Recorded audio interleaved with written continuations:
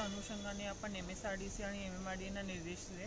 सोबतच वाहतूक जे आपलं पोलीस आहे त्यांच्यासोबत मीटिंग केलेली आहे आणि ते लगेचच थोडे दिवसांनी काही हाईट बॅरियर्स करून जे वेगवेगळे व्हेकल्स आहेत त्यांना काही टायमिंग ठरवून देणार आहे, जेणेकरून आपल्याला ही जी वाहतूक कोंडी आहे त्याची समस्या कमी करता येईल।